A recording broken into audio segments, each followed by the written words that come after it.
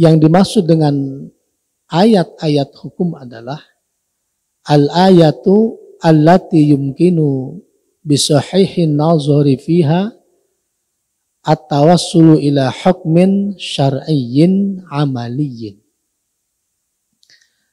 Jadi ayat-ayat hukum itu adalah ayat-ayat yang memungkinkan dengan sahihin nazar,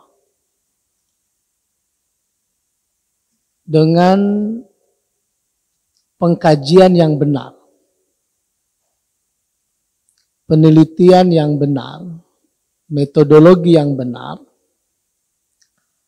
sampai kepada kesimpulan hukum syar'i yang aplikatif, yang menjadi dasar atau dalil dari amaliyah kita. Seperti sholat, puasa, zakat, haji, bermuamalah, bersifat aplikatif atau menghasilkan paling tidak 5 hukum ya. Ada apa? Halal, haram, ada makruh, ada apa? Mubah, atau bisa batal, bisa fasid. Nah, itu yang dimaksud dengan al-ahkam, hukum. Hampir semua kehidupan kita tidak terlepas dari tinjauan hukum ini. Pasti ada aturan hukumnya, boleh atau tidak boleh gitu. Seringkali timbul, kita juga mungkin bertanya, ini boleh enggak ya? Ini dilarang atau tidak ya? Ini benar atau enggak?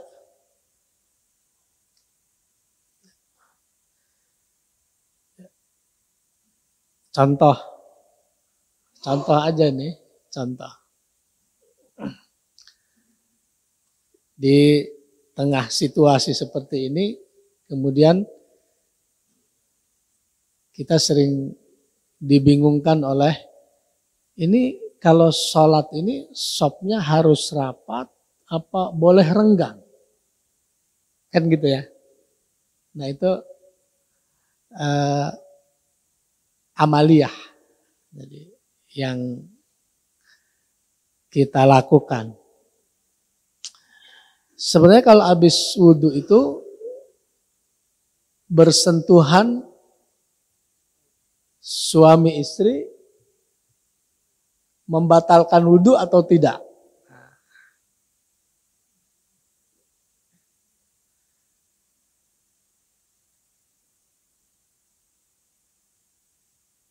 Yang sifatnya amaliyah itu memerlukan jawaban dan wajib dijawab,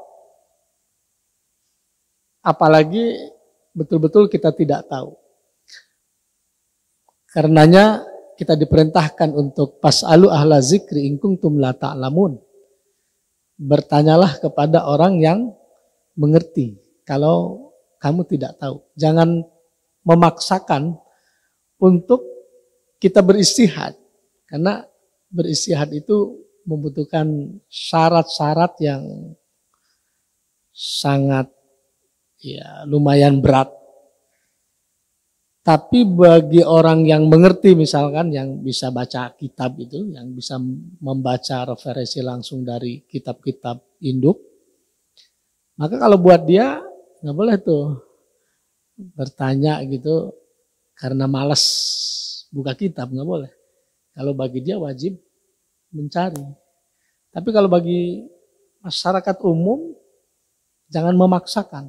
Cukup aja bertanya sama orang yang mengerti.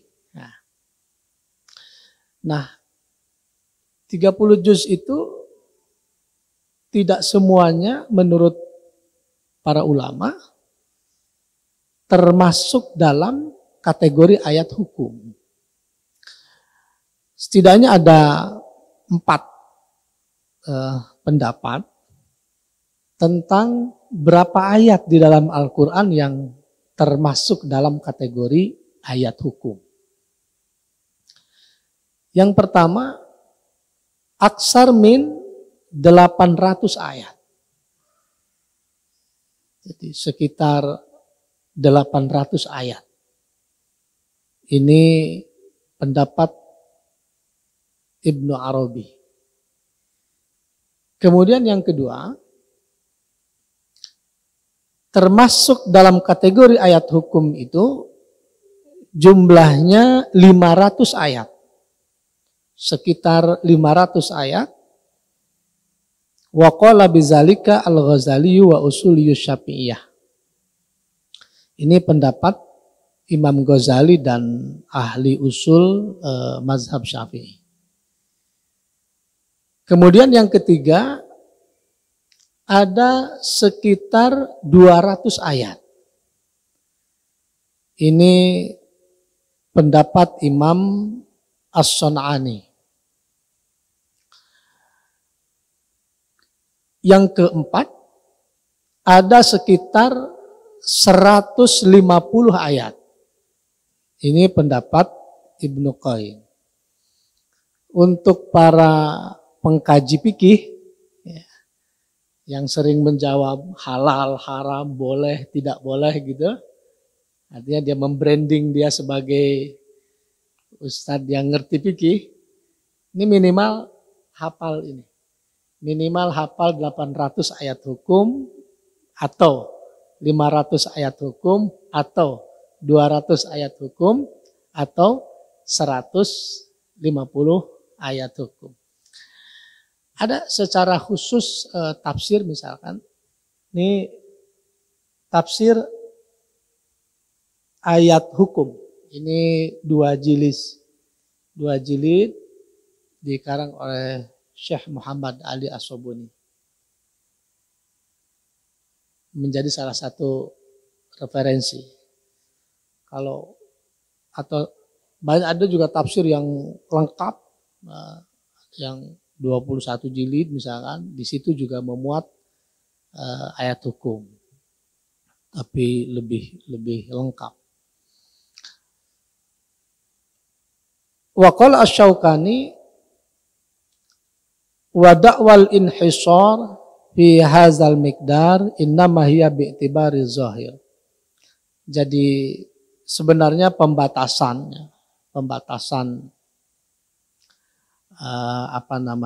jumlah ayat itu dilihat dari sisi zahir,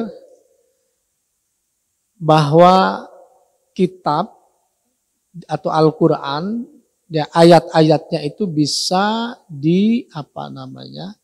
bisa diambil kesimpulan ya, hukum syariah. Tentu dengan mungkin saja dengan pengkajian yang mendalam, dia memiliki kemampuan yang sangat luar biasa. Walaupun secara mantuk atau secara mafhum daripada ayat itu tidak mengarah kepada ketentuan hukum syariah atau hukum fikih, tetapi dia bisa menyimpulkan dari cerita, dari perumpamaan-perumpamaan yang ada di dalam Al-Quran, dia bisa ambil kesimpulan hukumnya. Itu juga sangat memungkinkan. Jadi sebenarnya ini diambil daripada zahir ayat bahwa memang ada jumlah-jumlah yang telah disebutkan tadi yang termasuk dalam kategori ayat-ayat hukum. Limaza ikhtalafa fi adadiha? Kenapa penentuan jumlah ayat hukum berbeda-beda? Ba'duhum zahaba ila anna ayatil ahkam hiya al-ayatu allati yumkinu istinbatu hukmin syar'i minha wa in kana mawdu'aha aw siyaquha fi ghairi ayatil ahkam. Karena tadi ada sebagian ayat-ayat hukum, yaitu ayat-ayat yang memungkinkan kita melakukan istinbat.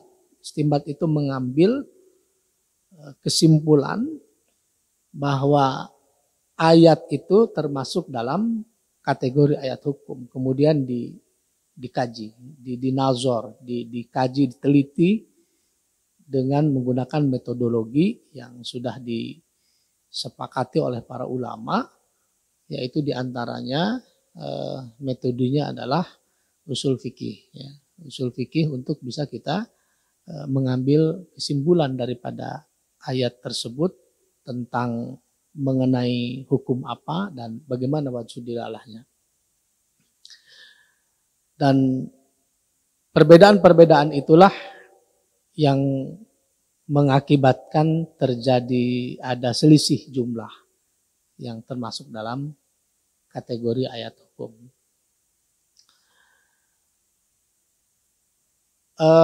Secara zohir, sigot atau redaksi ayat itu termasuk dalam kategori ayat hukum. Paling tidak menurut jumhur ulama ada 6 redaksi. Yang pertama adalah redaksi di dalam ayatnya itu adalah amr, mengandung sigot amr.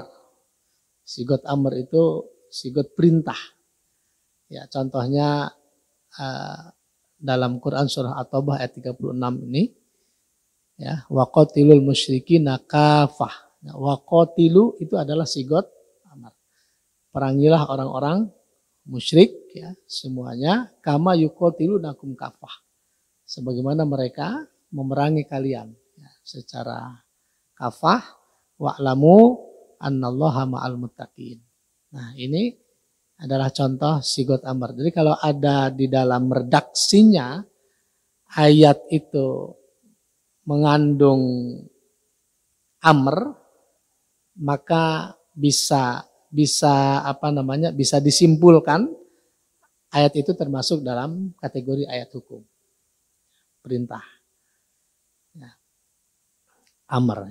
Kalau amr itu biasa dengan if'al, ya. Fa'ala yaf'ilu if'il, fa'ala yaf'alu if'al. Jadi dengan redaksi uktul, unsur, ya. Kemudian yang kedua, sigotnya, redaksinya itu adalah mengandung nahi. Nah, itu larangan. Larangan.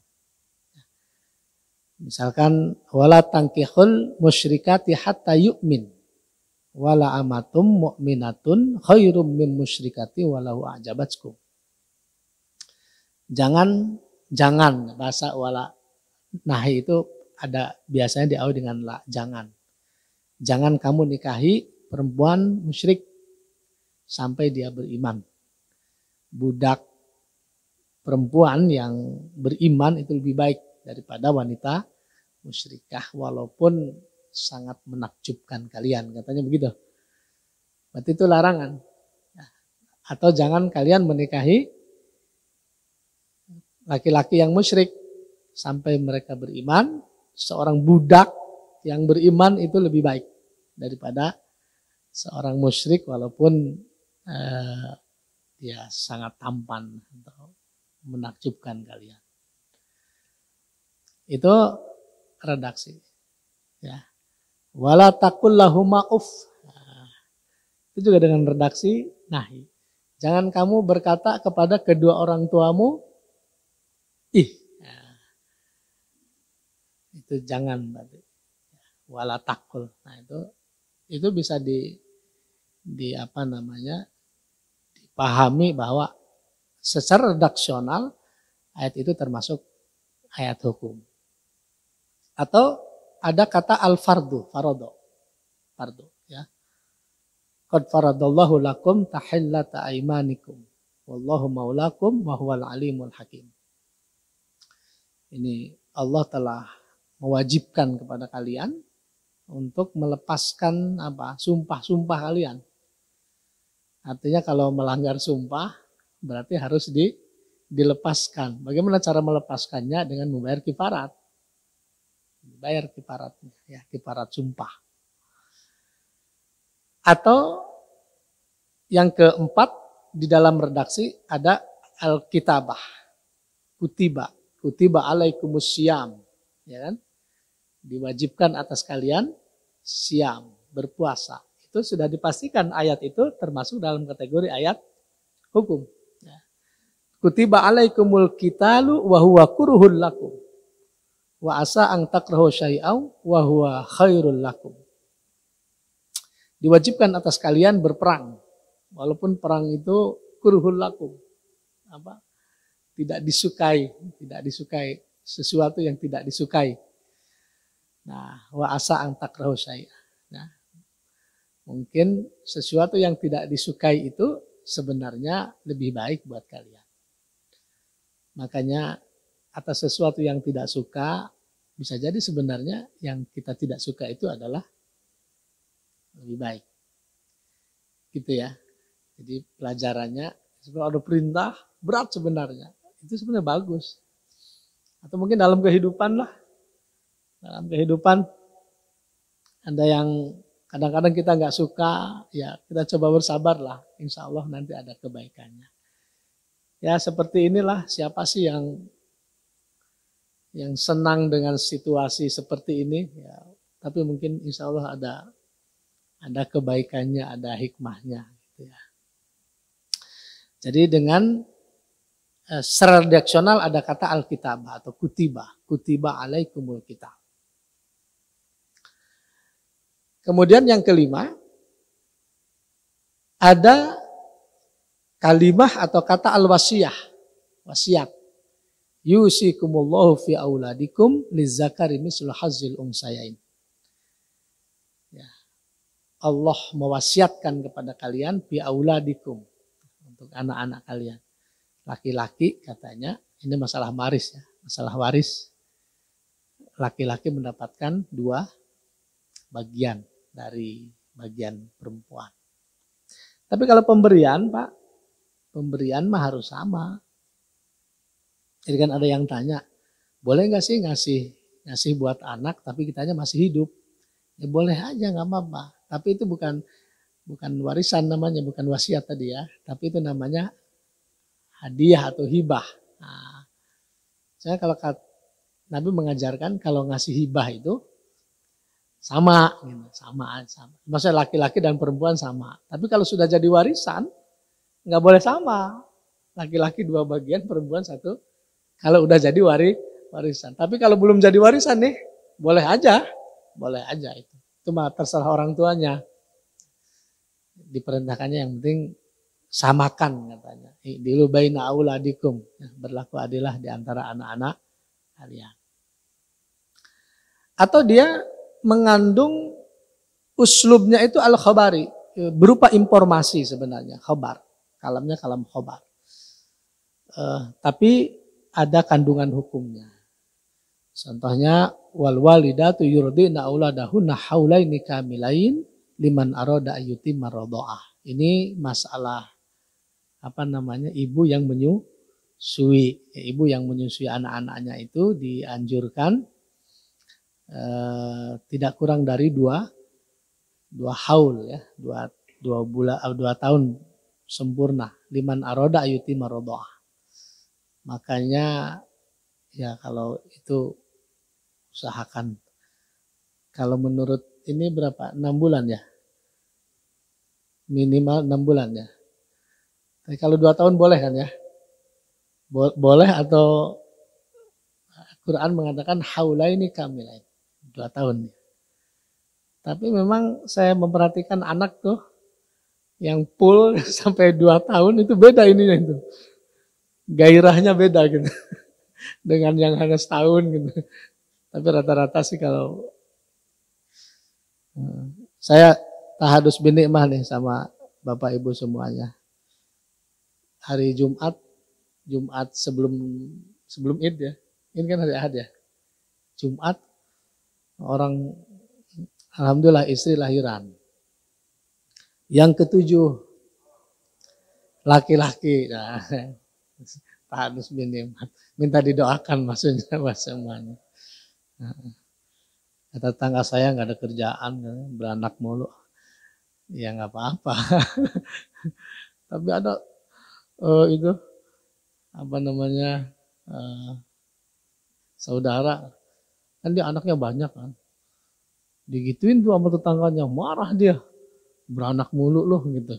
Marah dia. Kamu tahu katanya, anak itu bisa memberikan syafaat katanya. Di dunia sampai ke akhirat. Coba tuh lihat orang gak punya anak gitu dia. Marah dia.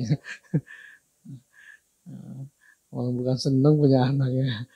Alhamdulillah. Gitu. Ya lumayan kemarin rada sibuk sebelum lebaran. Nah, Bapak Ibu sekalian yang dirahmati oleh Allah Subhanahu wa taala,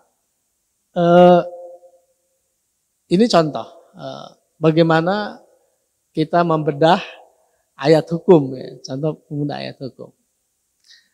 Tentu karena Quran itu dimulai dengan Fatihatul Kitab, surat Al-Fatihah, maka misalkan di sini yang dibahas pertama adalah surah Al-Fatihah. Nanti berikutnya loncat terus itu sampai ketemu ayat hukum. Jadi enggak semua ayat dibahas, yang hanya termasuk dalam kategori ayat hukum.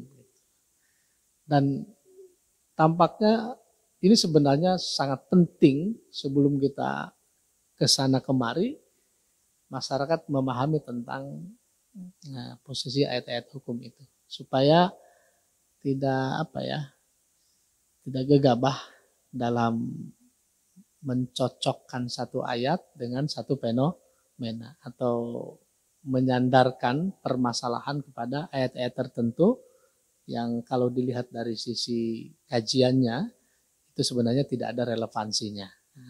Dan ketika tidak ada relevansinya berarti telah menyimpulkan maksud daripada firman Allah secara serampangan atau secara salah dan itu akibatnya fatal.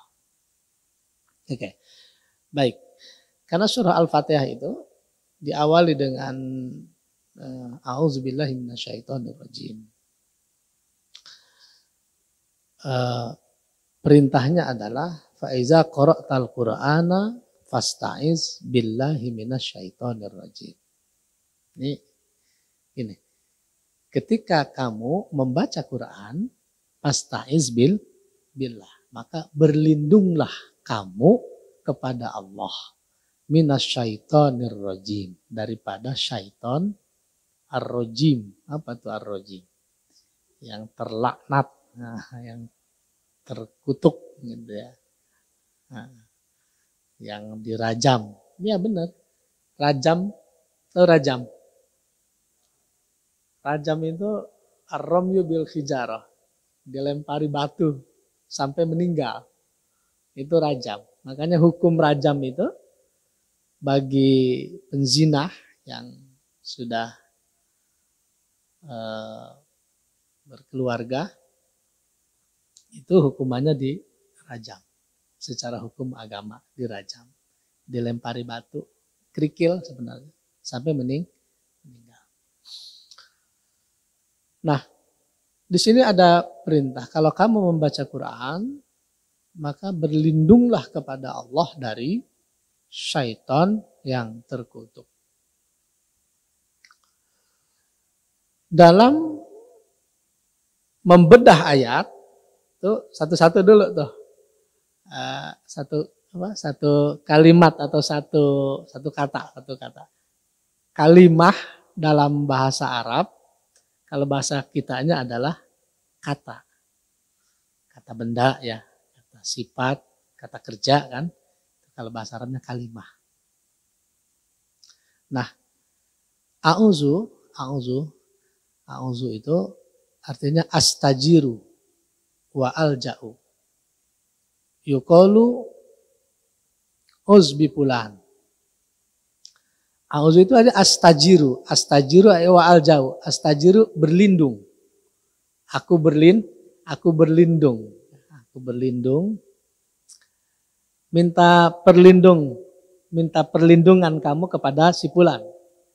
Berlindung berarti minta diamankan, diamankan.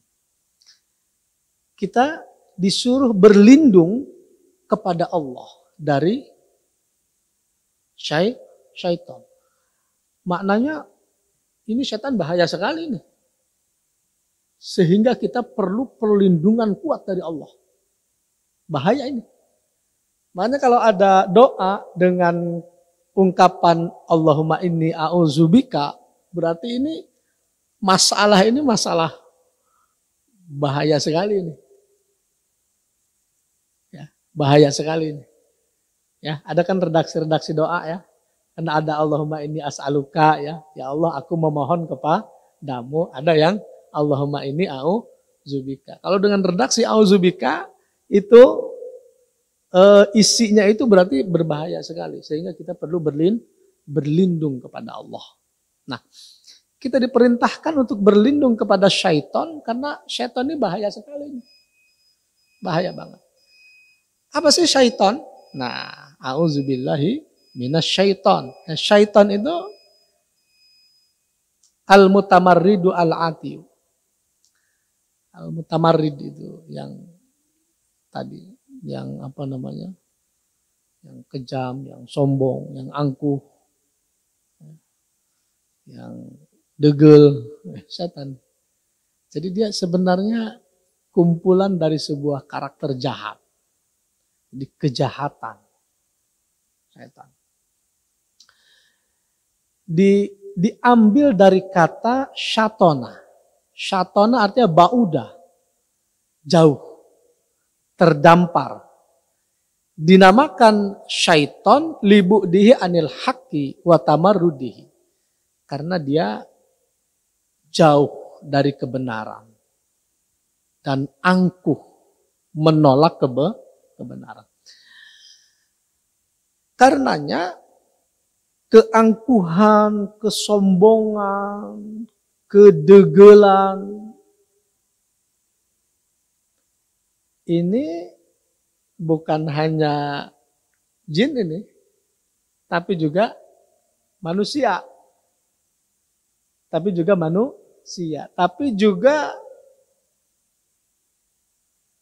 binatang. Kan ada yang degel,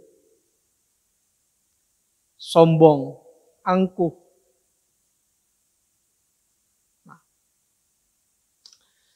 Nah, syaitan ini bukan hanya jin, bal yutlaku alal insi. Makanya dalam Al-Quran ada redaksi syayatinul insi wal jin. Setan-setan manusia dan setan-setan jin. Jadi setan itu adalah sifat jahat atau karakter jahat yang dimiliki oleh bangsa manusia, bangsa jin atau bangsa binatang. Kejahatan itu bukan hanya bangsa jin, bangsa manusia juga. Itu manusia kalau sudah jahat, ngeri. Bagaimana coba sampai kita suruh berlindung ya? Qul a'udzu birabbil falaq min syarri ma khalaq wa min syarri ghasiqin idza waqab wa min syarri naffasati fil 'uqad wa min syarri hasidin idza hasad. Jadi kejahatan orang yang dengki, kalau dia sudah dengki, itu orang manusia itu kalau udah kerasuk apalah, kerasuk sifatnya. Dan kalau sudah dengki itu kadang-kadang gak ada sebab. Dan kita disuruh berlindung itu. Kalau sudah dengki itu, ketika dia dengki, kalau udah iri, nah ini urusan hati ya. Urusan hati. Kalau udah iri itu dia bisa melakukan segala hal untuk ini. Itu baik. Dan itu biasanya manusia ya, jelas itu manusia itu. Manusia. Tapi yang disalahkan setan biasanya. Ya setan juga manusia ya. Benar juga berarti setan yang salah itu. Cuman bukan hanya bangsa jin, tapi juga bangsa manusia. Karena ada redaksi syaitan manusia dan syaitan jin. Ar-rajim. Rajim itu artinya mal'un, yang dilaknat. Nah tadi aslur rajam, rajim itu ar-rajmi, ar-ramyu bil hijarah. Makanya fasyaiton marjumun li'annahu mal'unun wa matrudun min rahmatillah. Setan itu adalah dilaknat, ya, dimurka, diusir, ditendang min rahmatillah, dari rahmat Allah. Karena kejahatannya itu sehingga dia tidak mendapatkan rahmat, ya, kasih sayang dari Allah Subhanahu wa taala.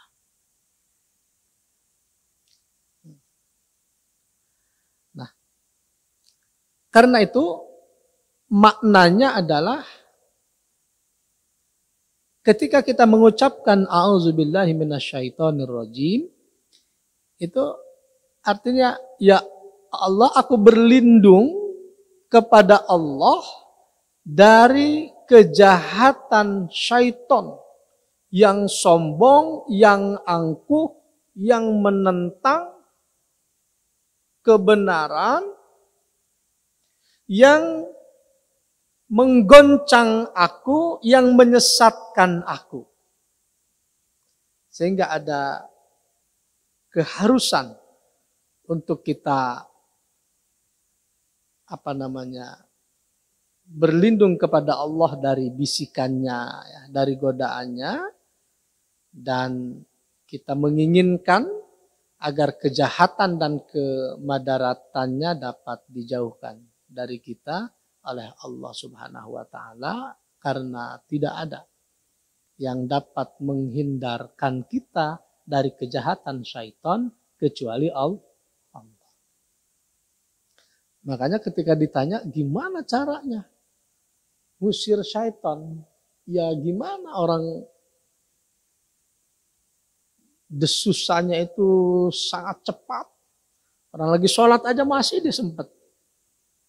Lagi sholat, ya masih mendesuskan tuh, membisikkan, jadi cepat sekali, memalingkan kita dari Allah intinya. Jadi pekerjaan syaitan itu segala cara dia lakukan supaya kita berpaling dari Allah. Itu setan. Makanya karena saking beratnya ini, ya satu-satunya kita berlindung kepada Allah yang telah menciptakan berupa makhluk-makhluk yang jahat tadi. Hanya Allah. Nah itu kita diajarkan untuk berlindung kepada Allah dengan kalimah a'udzubillahi minasyaitonirrajim. Nah, a'udzubillahi minasyaitonirrajim. Ini istinbat fikihnya. Ini kita masuk kepada apa yang kita bisa simpulkan dari sisi fikihnya tentang bacaan a'udzubillahi minasyaitonirrajim. Ittafaqa al-aksarun, bersepakat para ulama bahwa membaca isti'azah, membaca ta'awuz itu dibaca sebelum membaca surah Al-Fatihah. Jadi setelah dalam salat itu takbiratul ihram, ya. Takbiratul ihram, kemudian kita membaca doa iftitah, habis itu baru membaca a'udzubillahi minasyaitonirrajim. Kemudian membaca bismillahirrahmanirrahim, kemudian membaca Al-Fatihah. Nah itu ini istinbat hukumnya itu. Diletakkannya ta'awuz itu setelah doa iftitah. Untuk sholat wajib maupun untuk sholat sunnah. Dibacanya. Kemudian yang kedua, menurut Imam Atha, Al-isti'azah itu adalah wajib likulli qiraatin sawaun kanat fis shalah au fi ghairiha. Menurut Imam Atta, membaca ta'awuz itu adalah wajib untuk setiap kali kita membaca Al-Quran. Baik di dalam sholat maupun di luar sholat. Ini menurut Imam Atta. Tapi kalau menurut jumhur, enggak sampai wajib. Karena Nabi tidak mengajarkan itu. Menurut jumhur. Ya. Tapi walaupun tidak wajib, kalau dianjurkan itu jelas. Ya, itu jelas. Ya. Sebelum kita membaca Al-Quran itu, baca dulu ta'awuz. Ya, a'udzubillahi minasyaitonirrajim. Supaya ketika membaca Quran itu tidak digelincirkan oleh syaitan. Tidak digoda, tidak diganggu. Nah, enggak diganggu oleh syaitan. Emang ada orang yang baca Quran diganggu? Ya ada kali. Bacaannya pengen cepot gitu. Padahal dia tahu tuh hukumnya, hukum bacaan tartil dia tahu sebenarnya. Karena kata setan udah buru-buru aja, buru-buru. Kalau buru-burunya sesuai nggak apa-apa. Tapi kalau labrak sini labrak sana itu jadi akhirnya berantakan. Gitu. Kemudian menurut Imam Syafi'i, membaca ta'awuz itu boleh jahar, boleh sir. Ini menurut Imam Syafi'i. Boleh dibaca jahar, boleh dibaca sir. Ya, boleh. Namanya boleh ya boleh aja. Sir boleh, kata Imam Syafi'i. Jahar juga boleh. Menurut Imam Syafi'i dalam memahami bacaan ta'awuz. Nah. Bagaimana cara membacanya? Ini sebenarnya dua-duanya itu menggabungkan dari dua ayat. Gabungan. Yang umum kita baca, a'udzubillahi minasyaitonirrajim. Asta'iz billah tadi, minasyaitonirrajim. Tapi ada yang membaca, a'udzubillahis samiil alimi minasyaitonirrajim. Boleh enggak? Ya boleh, karena dua-duanya juga diambil dari Quran. Dari perintah membaca ta'awuz tadi, ini kan redaksinya. Redaksi membaca ta'awuz, jadi ada dua lah begitu. Yang pertama, a'udzubillahi minasyaitonirrajim. Yang kedua, a'udzubillahi sami'il alimi minasyaitonirrajim. A'udzubillahi sami'il alimi minasyaitonirrajim. Boleh. Kemudian, Pas-sunnatu ayyujayyida fil qiraah. Jadi sunnahnya itu dibaca dengan bacaan yang bagus. Bacaan yang bagus ya. Yang masuk lah ya. A'udzubillahi minasyaitonirrajim. Dibacanya yang agak ini. Jangan asal gitu ya. A'udzubillahi minasyaitonirrajim kan asal ya. Agak inilah. Tartil, dibaca tartil ya. Masuk mahroznya ya. A'udzubillahi minasyaitonirrajim. Ya, sesuai mahroz aja ya dibaca. Artinya apalagi itu dibaca dengan tartil, begitu dibaca dengan bagus lah begitu, baik di dalam sholat maupun di luar sholat. Tentu di luar sholat, terutama ketika kita membaca Al-Quran.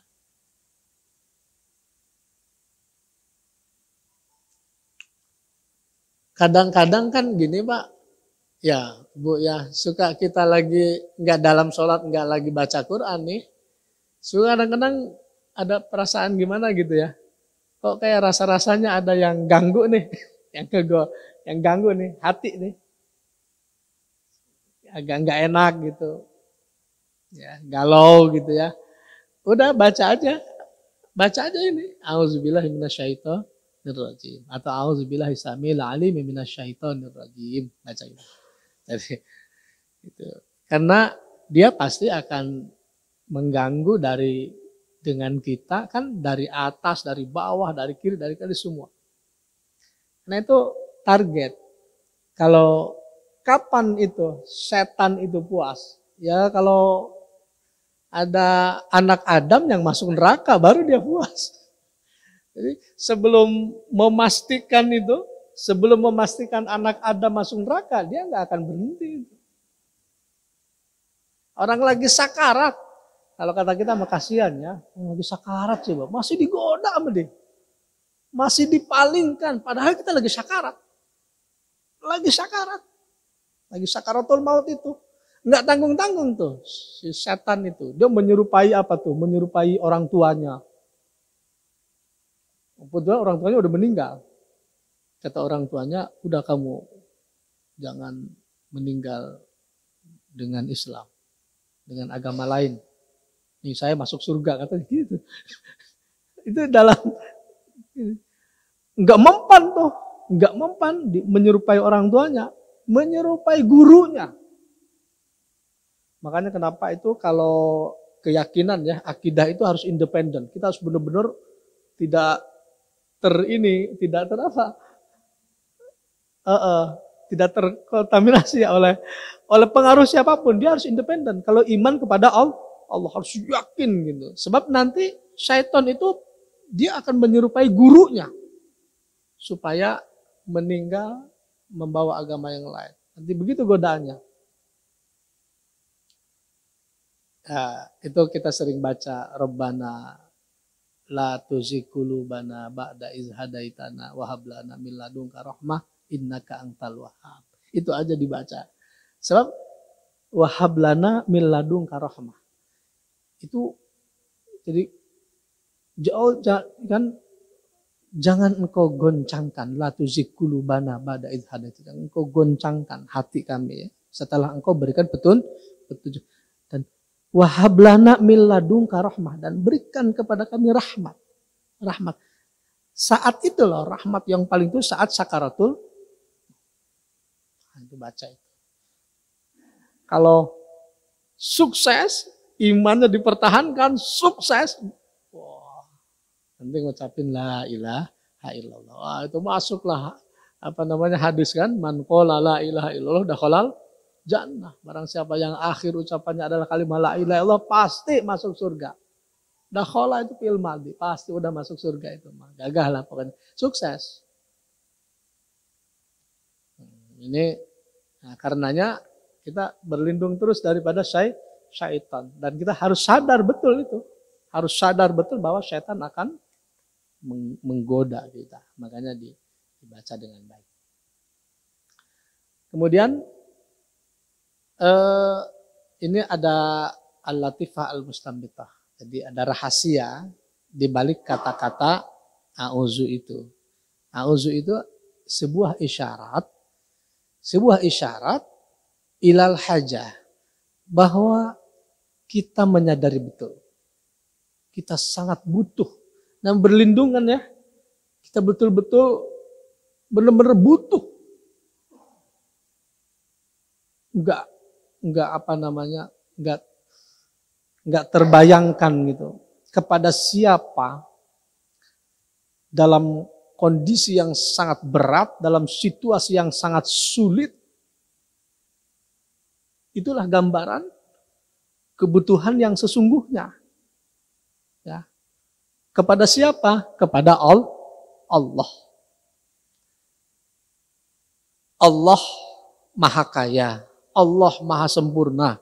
Allah Maha segalanya. Jadi dalam keadaan yang sangat berat, kita berlindung kepada Allah. Itu namanya a'udzubillah. A'udzubillah.